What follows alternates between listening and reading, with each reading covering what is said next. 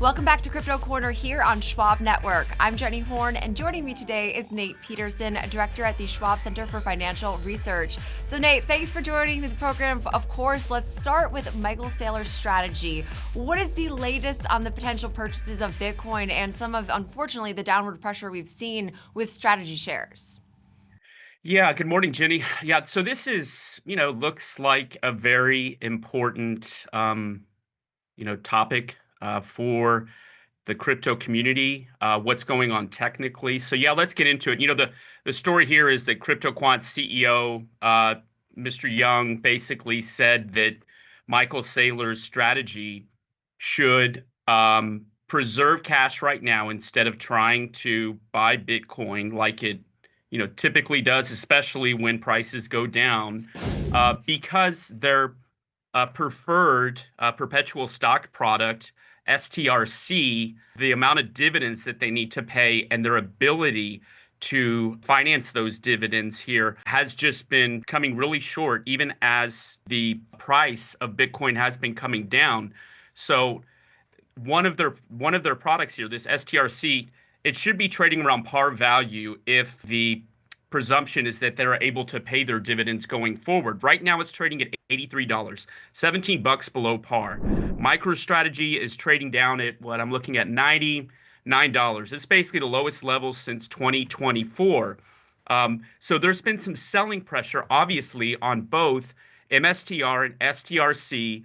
And so CryptoQuant CEO is basically saying right now, it would probably be better to preserve cash so that you're able to pay dividends on this preferred perpetual stock product, STRC, because you have about, from going from 7 years of the ability in terms of their cash balance at strategy in order to pay future dividends here has dwindled down to 14 months.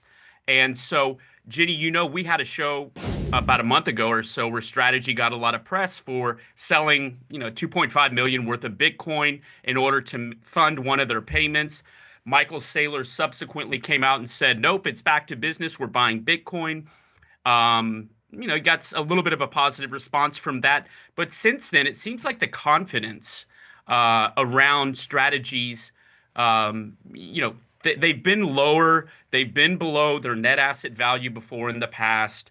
Bitcoin has been lower. We had a 70% plus drawdown back in 2022. So this isn't new, but it's a little bit concerning, I think, to see some of the price action that we're seeing in both strategy and STRC. We're going to get to Bitcoin in a little bit here. But the bottom line is, kind of take your pedal off this Bitcoin buying strategy is what, CryptoQuant is saying.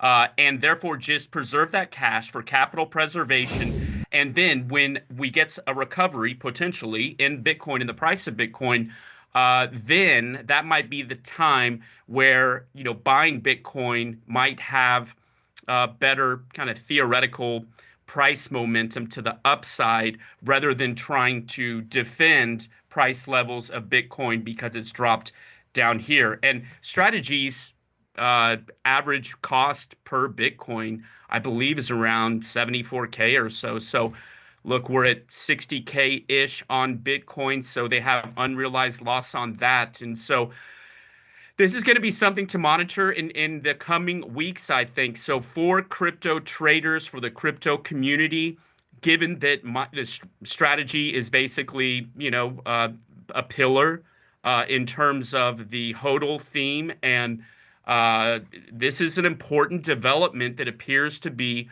unfolding, at least technically, at this point. Okay, so as Congress also does bring the Clarity Act to New York for a high-profile hearing on the crypto market structure bill, Nate, what are you focused on here, and how much do events like this, say, actually move the needle when it comes to broader crypto regulation? Yes, it's a good question. So this isn't like, a vote. So July 17th, they're heading to New York. There is going to be, basically this building the future of finance with crypto innovation. It's kind of to promote the Clarity Act.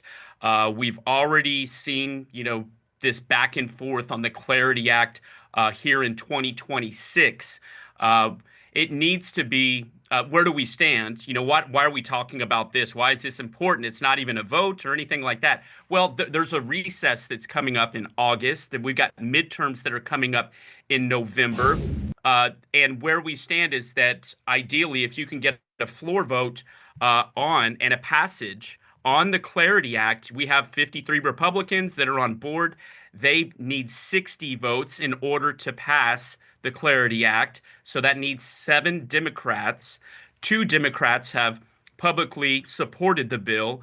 But in order to get the passage, you basically need, the buy-in from 5 Democrats. So this, next month when they go to New York, it looks like that's, one of these attempts to help kind of sway the vote, so to speak. Because if you get to the recess here in August and you don't have passage, you're going to have the midterms.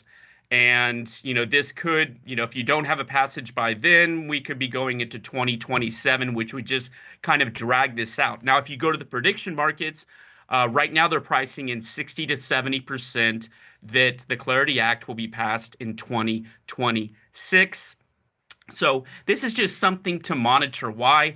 If you're a bull in the crypto community and you get passage here, the thesis at least is that upon this passage, this will increase adoption, will kind of open up the frameworks, the railways for digital assets, potentially helping out the price of crypto such as Bitcoin. So we'll see if it garners any influence as we get to the middle of next month, Jenny. Okay, and so as we've mentioned a few times here, Bitcoin has been hovering around that 60,000 level. Is this acting like more of a consolidation base with support holding, or are we starting to see signs that momentum is now more meaningfully fading? We're at a critical level right here, right now. So yeah, let's pull up a chart of Bitcoin and let's just do the weekly because this is where you can see where support kicked in. So obviously, we had a pretty significant 50% or more drawdown from October to February. We went down to the 200-week simple moving average. We bounced off of that. If you're a technician and you're a bull, you like to see support being honored. We then attempted to rally. I think we got into the low 80s a couple months ago. However, we've kind of went back down and we tested the 200-week simple moving average there again. Again, we found some bid support and bounced up. But if you look what is happening here now on the weekly basis, we're currently trading below the 200-week simple moving average, a close on a weekly basis beneath there. Not a good sign technically if you're a bull. And this is, I don't think it's any kind of coincidence that kind of this technical vulnerable position with Bitcoin is coinciding with what's going on with strategy because it is so important to the price of Bitcoin here. So that's why I say this is just seems like this is a critical week, Jenny. And, the other factor that potentially could be bullish for Bitcoin is seasonality. We know we've been in a crypto winter.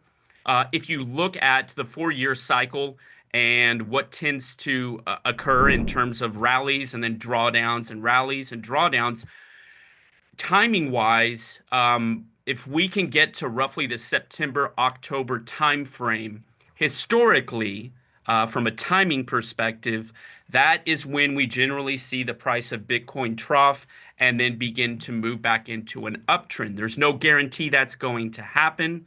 There's only limited, kind of 4-year cycles that we've had with Bitcoin here, 4 or so since the inception. So I would say this from a bullish perspective, if the price can hang technically above the 200-week simple moving average, that would be a good sign. If we happen to break down below this technically, we could get, some more volatility to the downside.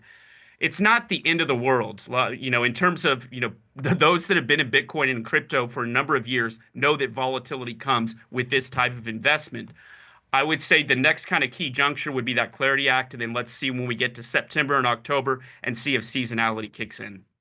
And that's a really great point, is we've seen obviously a very cyclical nature to this overall asset class, and it's not the first time we've seen this sustained pullback, but it doesn't mean that we can't obviously rally from here or see, further losses. It can go either direction very quickly, but so appreciate it, Nate Peterson, for all of that breakdown, director, of course, at the Schwab Center for Financial Research. That is going to wrap up this edition of Crypto Corner. Subscribe to the Schwab Network YouTube channel for weekly episodes. I'm Jenny Horn. See you again next time.